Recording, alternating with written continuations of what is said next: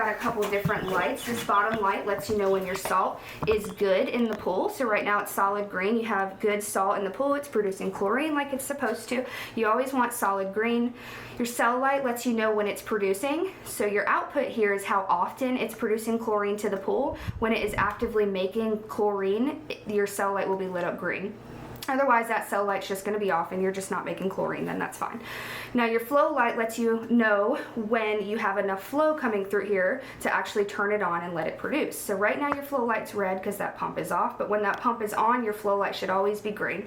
If your pump is on and it's red, you probably need to backwash that filter.